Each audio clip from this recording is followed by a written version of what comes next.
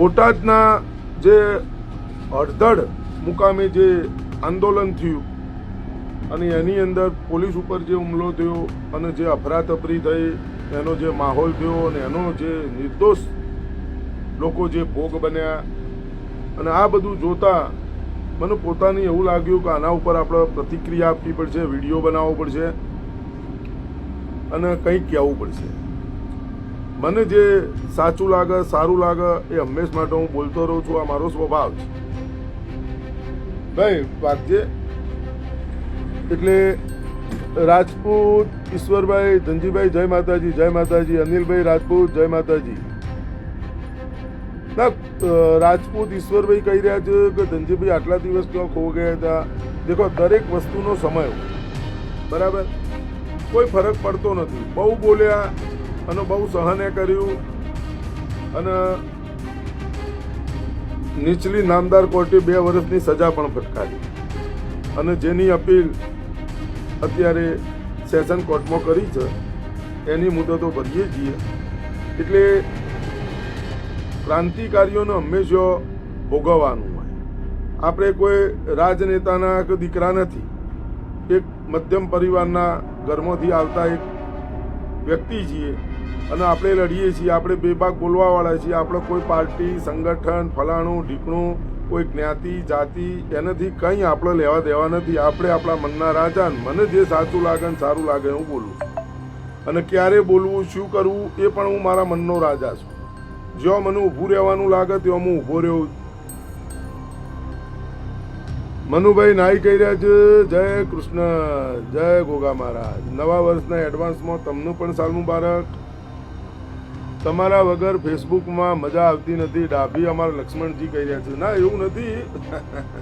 પણ આપણે મુદ્દાની વાત કરીએ. પછી ઉદાજી ઠાકોર અમારા કહી રહ્યા છે ખરેખર નિર્દોષ લોકો ભોગ બને છે. પણ એ તો ઉદાજી બનવાના, નિર્દોષ લોકો જ ભોગ બનવાના. એનું કારણ હું તમને કહું કે હવે આપણે મુદ્દાની વાત કરીએ. ગુજરાતની અંદર કે દેશની અંદર આંદોલન દરેક જગ્યાએ આપણે કરવું જોઈએ. માગ્યા વગર પણ માં પીરસતી નથી. આ વાત સાચી. આપણે બધાએ આંદોલન કરવું જ જોઈએ. એમાં કોઈ ના નથી. દરેક વસ્તુનો હલ આંદોલન, અને આંદોલનથી જ કોઈક નેતા ઉભરી આવે એની પણ આપણે કોઈ ના નથી. કોઈ પણ આંદોલનથી કોઈ પણ નેતા ઉભરી આવે.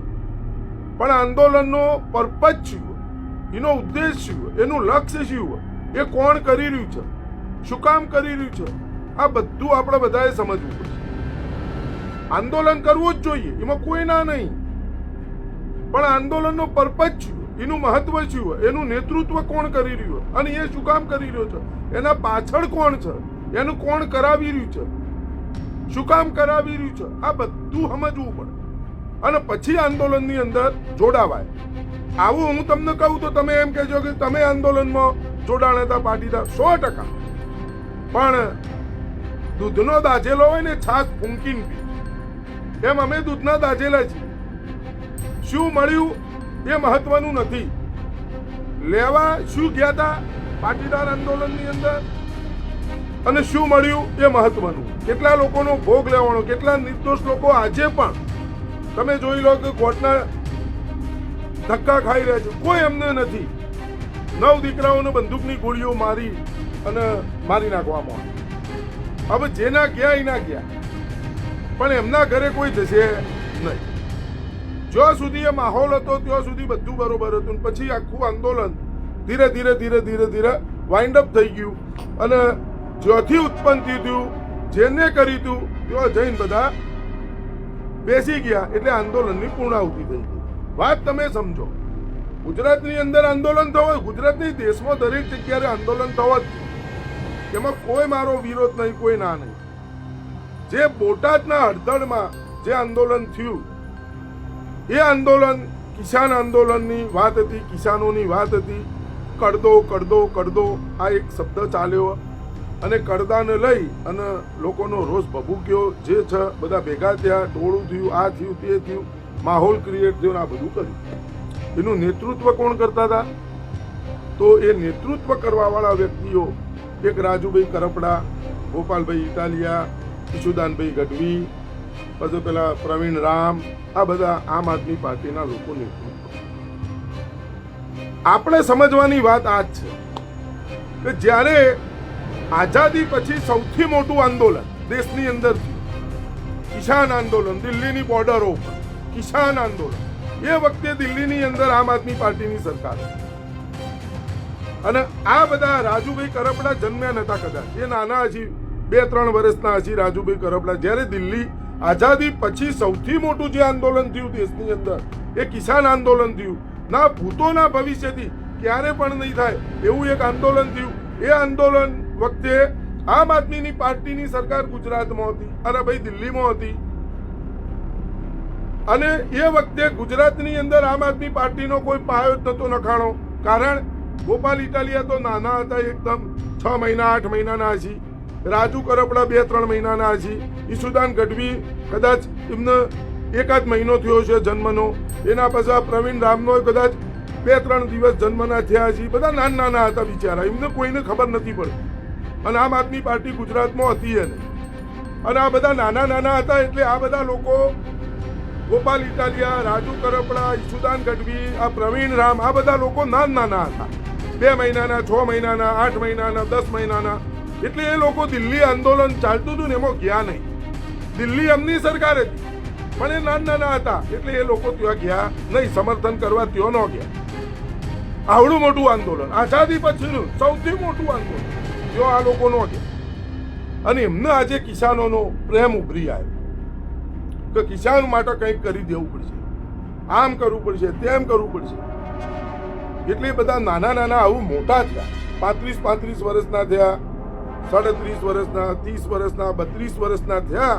એના પછી એટલે આઝાદી પછી જે આંદોલન થયું ને 35 વર્ષનો વાણો વહી ગયો. કહેવાનો મતલબ આ મારો.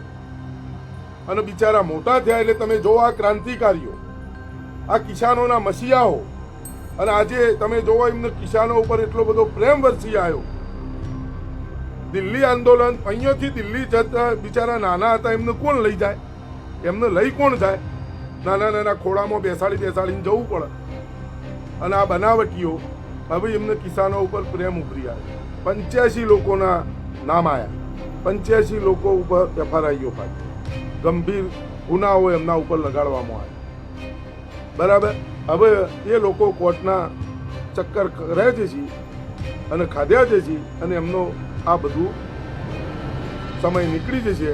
ક્યો ગયા હતા ક્યો નહીં, શું લાયા કોઈ નહીં, કોને કર્યું, શું કર્યું, ફલાણું કર્યું, ઢીકણું કર્યું. એમને જે ચમકવાનું હતું, ચમકાવવાનું હતું, એમને જે મતલબ કોન્ટ્રોવર્સી જે કરવી પડે એ એમને થઈ ગઈ.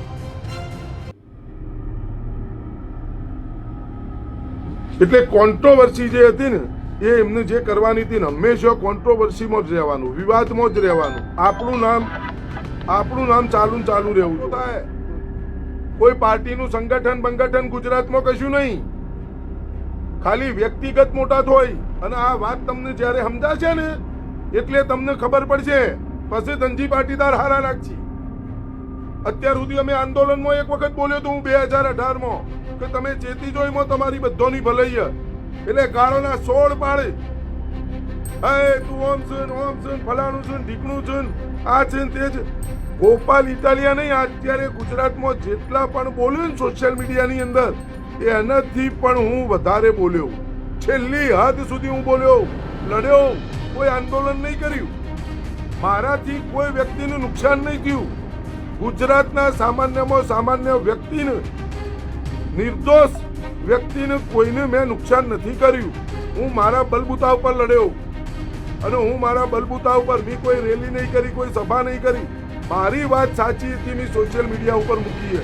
એવી મારા TRP જ નહીં જોતી, એવી મારા લોકચાહના જ નહીં જોતી કે મારા લીધે કોઈનું ઘર ઉજળે, કોઈ નિર્દોષ વ્યક્તિ જેલમાં જાય. એવી લોકચાહના મારા કદી જોતી નથી. અને એવા કોઈ ટોળાનો હું ક્યારેય હિસ્સો બનવા માંગતો નથી અને મારો બનાવો પણ નથી.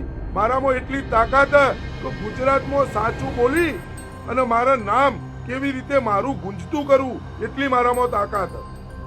આજે મારા યુટ્યુબ ઉપર ફોલોઅર છું, આજે મને પૈસા મળે, પણ હું એ પૈસા જોતાય નહીં ને. ખોટા પ્રચારો કરી, નાટક કરી, ધતિંગ કરી એવા પૈસા મારા જોતા નથી. આ મારું યુટ્યુબ અમે તો બોલીશું, એક વખત ખોલો ને ખબર પડે કેટલા ફોલોઅર છો, કેટલા સબસ્ક્રાઈબરો જોવો.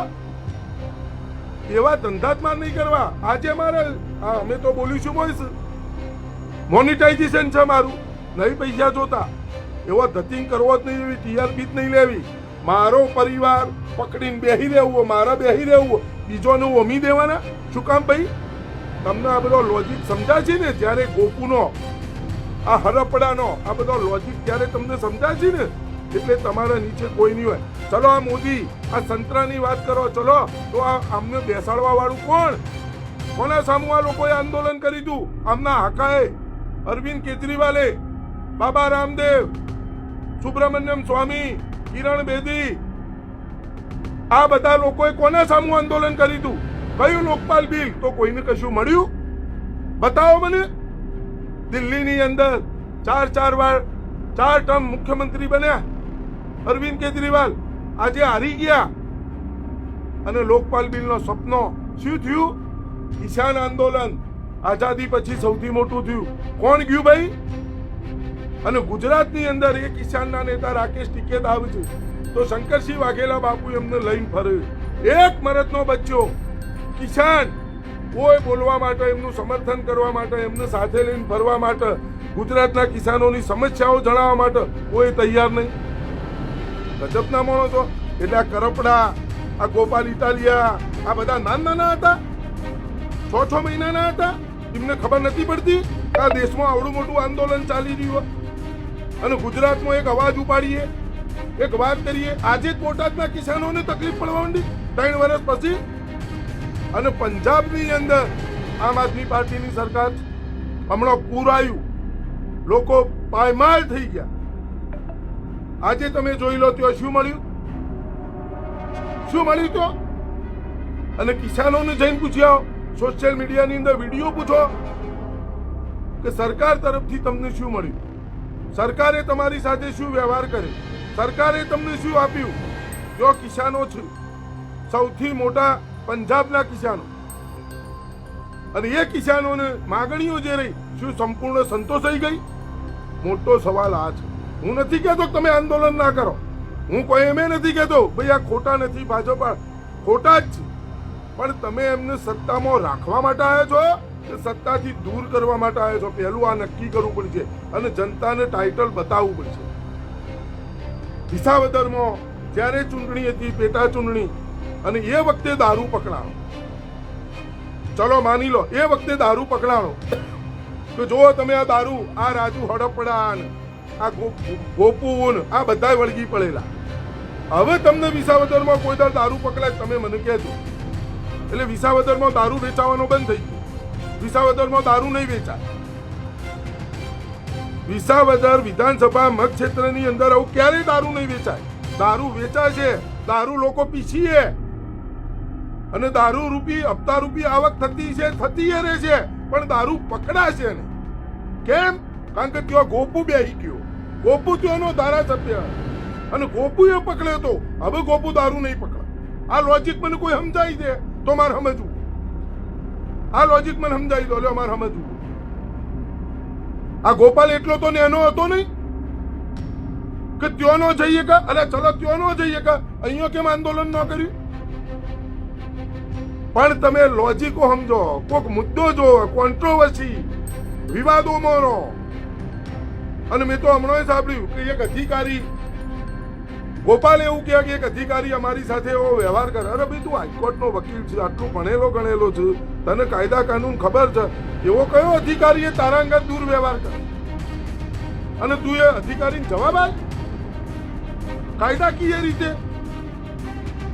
સમજવાની વાત આ.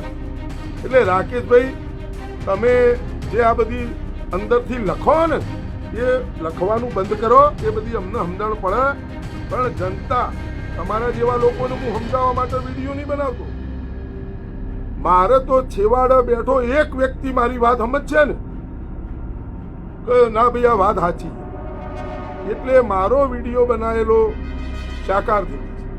મને પોતાને સુકૂન મળશે, આનંદ મળશે. કેમ કે નિર્દોષ વ્યક્તિ, અને નિર્દોષ વ્યક્તિ મારી વાત હોભળી જશે, એના પરિવારનો કોઈ સભ્ય જાણી જશે ને તો એને રોકશે, ઉભા રહો, આને રાજનીતિ કહેવાય.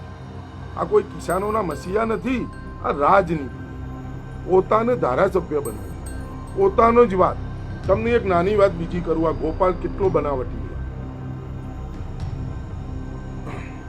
ગોપાલ એ પાર્ટી માટે લડતો જ નથી. એ તો પાર્ટીથી કોઈ લેવા દેવા નથી. ગોપાલના આમ આદમી પાર્ટીમાં હોદ્દો શું? ગુજરાતની અંદર આમ આદમી પાર્ટીનો હોદ્દો ગોપાલનો શું? મને બતાવો. કશું નહીં. વિસાવદરના ધારાસભ્ય બન્યા હમણાં, એ જ ધારાસભ્યનો હોદ્દો. આ ગોપાલ પોતાના માટે જ લડે અને પાટીદાર સમાજને 3 ભાગમાં વહેંચવાની ગોપાલે સોપારી લીધી. હું 3 ભાગમાં વેચી પાટીદાર સમાજ. તમે એની ચિંતા છોડો અને તમને વધુમાં વધુ સીટો અપાવો. કોન્ટ્રોવર્સી હું કરતો હોઉં પણ હું તમને અપાવું. આ વાત જો ઘેડ બેસે, જેને બુદ્ધિશાળી હોય એને ઘેડ બેસે. મગજ એનું બગાડવું પડે, ઘસવું પડે, એના ઉપર ભાર આપવો પડે. પાટીદાર સમાજની સંસ્થા એટલે સરદાર ધામ. ભારતીય જનતા પાર્ટીનો ગોપાલ વિરોધ કરે અને 2 જ વ્યક્તિઓ, એક ગૃહમંત્રી હર્ષભાઈ સંઘવી અને બીજું CR પાટીલ. CR પાટીલ હવે અધ્યક્ષ સ્થાનેથી એમને રાજીનામું આપ્યું, મિસ્ત્રી બન્યા નવા અધ્યક્ષ. એટલે હવે 2માંથી એક જણનો વિરોધ કરવાનું બંધ થઈ ગયો. વધ્યા હર્ષ સંઘવી. CR પાટીલ જતા રહ્યા, એમનો ટર્મ પૂરી થઈ, એ જતા રહ્યા એટલે હવે એ સાઈડમાં ગયા. ભારતીય જનતા પાર્ટીનો વિરોધ કરો. ભારતીય જનતા પાર્ટીનો વિરોધ કરતો હોય ગોપાલ, તો એ સરદાર ધામમાં તેને રિબિન કાપવાનું આમંત્રણ મળે કોઈ દાડો? કોઈ એવું કહી દે કે હોય ને મળે. અને ત્યાંના જે પ્રમુખ રકીભાઈ સુથરિયા જે હોય એને ગળા ભેટ અને આખો એક માહોલ ક્રિએટ થાય અને ગોપાલને ત્યાં અંદર બોલાવ્યું, તો તમે સમજી લો આ વાતને તમે શું સમજશો? ભારતીય જનતા પાર્ટીનો વિરોધ કરવા વાળો વ્યક્તિ એને સરદાર ધામની અંદર મુખ્ય સ્થાન ઉપર એને લઈ જવામાં આવે, એની આગતા સ્વાગતા કરવામાં આવે. આ વસ્તુ કોઈના મગજમાં ગળા ઉતરે? મને નહીં ઉતરતી. મને ઉતરતી જ નહીં આ વાત. આટલાથી જ મારું મગજ શક ઉપર જતું રહ્યું. ના, સરદાર સન્માન યાત્રા હમણાં નીકળી, ખોડલધામના મંચ ઉપર ગોપાલને સ્થાન મળ્યું. ભારતીય જનતા પાર્ટીનો વિરોધ કરે એ વ્યક્તિ. સરદાર સન્માન યાત્રામાં તમને આજે લાઈવ વિડીયોમાં કહું, અમને આમંત્રણ મળ્યું હતું. સરદાર સન્માન સંકલ્પ આંદોલન સમિતિના અધ્યક્ષ મિથિલેશભાઈ અમીનને આમંત્રણ મળ્યું હતું અને ગોપાલભાઈએ અમારી સાથે ચર્ચા કરીને અમારા ફોન ઉપર ચર્ચા પણ થઈ ગોપાલભાઈને ને એમને. મેં એમને સ્પષ્ટ શબ્દોમાં એટલું કીધું કે વાહવાહી કરવા માટેની યાત્રા હોય તો અમે નહીં. અમારી જે વાત છે, અમારા 3 મુદ્દા છે. એક, મોટેરા સ્ટેડિયમ ઉપર સરદાર વલ્લભભાઈ પટેલ સાહેબનું નામ સન્માનભેર ફરીથી અંકિત થાય. કરમસદને સ્વતંત્ર દરજ્જો આપવામાં આવે અને સ્ટેચ્યુ ઓફ યુનિટીની અંદર જે સરદાર વલ્લભભાઈ પટેલ સાહેબની પ્રતિમા છે, જનતાના ટેક્સના પૈસેથી બનાવેલી પ્રતિમા છે, એ પ્રતિમાના છાતીના ભાગ ઉપર સરદારની છાતીનો જે ભાગ રહ્યો ત્યાં જે શૌચાલય બનાવ્યું છે ત્યાં લોકો જે કૂદ્યું છે એ બંધ કરવામાં. આ 3 મુદ્દાઓ લઈને અમે ચાલીએ છીએ, ચાલતા રહીશું, ચાલતા આજીવન રહીશું. જ્યાં સુધી અમારા મુદ્દા સંપૂર્ણ પૂર્ણ નહીં થાય ત્યાં સુધી અમે લડીશું. એમાં અમારા આંદોલનની જરૂર નહીં કે કશું કોઈ પબ્લિક ભેગી કરવાની જરૂર અમારી નથી. અમે એવું લડ્યા, આણંદ નગરપાલિકામાંથી મહાનગરપાલિકા બનાવી આણંદ મહાનગરપાલિકા કરી દીધી. એ લડાઈ લડ્યા એટલે કરમસદ આણંદ મહાનગરપાલિકા, એટલે કરમસદનું નામ અમે પ્રથમ લાવી. આટલો વિજય પ્રાપ્ત અમને થોડોક થયો, એનું અમને સુકૂનો આનંદ. ઓમાં નથી અમે કોઈ શોર કર્યો, નથી કોઈ શરાબો કર્યો, નથી કોઈ ફલાણું કર્યું, નથી કોઈ ટીપણું. આ 31 ઓક્ટોબરે અમે બધા ત્યાં જવાના. અમને સરદારની જ્યોતમાં જ બધું દેખાય. પણ આ આંદોલન આવો છે, તમે સમજી લો કે જો અમને સ્થાન નહીં મળે કદી, પાટીદાર સમાજની કોઈ સંસ્થા અમને સ્થાન નહીં આપે. હા, અંદર ખાને અમારી સાથે મીટિંગ કરે, અમને મળે, અમને ઇજ્જત આપ્યું, માન આપ્યું, એ વાત 100% કબૂલીએ છીએ અમે. પણ જાહેરમાં અમારી સાથે વાત નહીં કરી. એમનું કારણ અમારો એક જ સ્વભાવ, એક ગાન બે કટકા. અમને બીજી વાત નહીં. ભાઈ તમે આ મુદ્દાની વાત તમારે કરવી તો અમે બોલીશું. એટલે હું તમને જે કહેવા માંગુ છું કે તમે આ લોકોથી ખૂબ સમજજો, સાચવવું પડશે તમારે, અને એટલું સાચવવું પડશે કે તમારા પરિવારને કોઈ પાછળ પૂછવા નહીં આવે. અને આ એક P4 પ્લાનિંગ થી આખું એક એવો ડેમો ઉભો કર્યો કે જેને 2027 ને ધ્યાનમાં લઈ અને પિક્ચર નવું બનાવવામાં આવે. એક નવું પિક્ચર, એવું પિક્ચર બનાવવામાં આવે. સીધો હિસાબ આંદોલન જેને કરવું હોય કે મોટેરા સ્ટેડિયમ ઉપરથી ગોપાલે માને છે, બધી પાર્ટીઓના લોકો માનવા માંડ્યા. અને અમારી એક જ લડત છે, મારી લડત તો હું છું સરદાર. આ અમારું સ્લોગન. સરદાર સન્માન સંકલ્પ આંદોલન સમિતિના અધ્યક્ષ મિથિલેશભાઈ દ્વારા અને સરદાર સન્માન સંકલ્પ આંદોલન સમિતિ દ્વારા એક સ્લોગન આપવામાં આવ્યું છે, મારી લડત તો હું છું સરદાર અને હું છું સરદાર. આ વસ્તુ જીતુભાઈ વાઘાણીએ હમણાં બધાને કીધું કે ભાઈ કરમસદથી લઈ અને સ્ટેચ્યુ ઓફ યુનિટી એક યાત્રા કરવાની છે, એની અંદર બધા લોકોએ સરદાર બનીને આવવાનું છે. તમે વિચાર કરો, અમારી વાત તો સ્વીકારાણી કે બધાને સરદાર તો બનવું જ છે. અને બીજું સ્લોગન અમારું એક જ છે કે સરદાર વગર સત્તા નથી ગુજરાત. ગોપાલ ઇટાલિયાએ આ વાત બોલ્યા, આમ આદમી પાર્ટીએ બોલી, ભાજપે બોલી રહી છે, કોંગ્રેસે બોલી રહી છે. હમણાં અમિતભાઈ ચાવડાએ નિવેદન આપ્યું કે અમારી સરકાર આવશે એટલે મોટેરા સ્ટેડિયમ ઉપર અને સિદ્ધપુરનું નામ અમારે બદલી નાખીશું અને ફરીથી સરદાર વલ્લભભાઈ પટેલ સાહેબનું મોટેરા સ્ટેડિયમ ઉપર નામ લખી દઈશું. આ અમિતભાઈ ચાવડા બોલે. ચલો, અમને આનંદ સુકૂન, દેર આયે દુરસ્ત. ભલે જાગ્યા ત્યારથી સવાર તમે આયા, અમને અમાર કોઈ પદ નહીં લેવું, પણ અમને એ ખબર પડે કે મુખ્ય મુદ્દાથી ભટકો છો શું કરવા અને લોકોને ગુમરાહ શું કામ કરો. તમારે આંદોલન જ કરવું હોય. તમે કિસાનોના મસીહા છો, તો તમારે આઝાદી પછી સૌથી મોટું આંદોલન થયું એ વખતે તમે નાના હતા, 6 મહિનાના હતા, મહિનાના હતા. તમને ખબર નથી પડતી. તમારી પાર્ટી તો દિલ્હીમાં હતી, તમારી પાર્ટીની સરકારે હતી, તો તમે બોર્ડર ઉપર તો જ્યાં નહીં, ત્યાં બધી વ્યવસ્થા હતી. નિલેશભાઈ એરવાડિયા, હું તો 3 વખત જી આવ્યો. એક વખત નિલેશભાઈ એરવાડિયા આવ્યા, ત્યાં નિલેશભાઈ એરવાડિયાએ ભાષણે આપ્યું, બધાને બોલવા દેતા હતા, હું પણ બોલ્યો. ત્યાં બધી વ્યવસ્થા હતી. અને એક જ વ્યક્તિ ગુજરાતની અંદર જે કોર કમિટી હતી કિસાન આંદોલનની 40 જણોની, એમાં એક જ વ્યક્તિ જે.કે. પટેલ, એ જે.કે. પટેલનો ત્યાં સમાવેશ થયો હતો અને જે.કે. પટેલે જ અમને લઈ જવા. અને જે.કે. ના ફોન આવે, જે.કે. ના આપણે ચર્ચા કરીએ, આપણા મિત્ર જ, અને જે.કે. સાથે ચર્ચા પણ થઈ. જે.કે. આ બધું એટલે જે.કે. કહે કે એક રાજકીય સ્ટન્ટ, આ સ્ટન્ટને સમજવો પડશે, લોજિક વાળો સ્ટન્ટ. મેં કીધું જે કે આના વિશે બોલીને જનતાને સમજાવી તો પડશે, નકર ફસાઈ જશે, નિર્દોષ લોકો મરી જશે.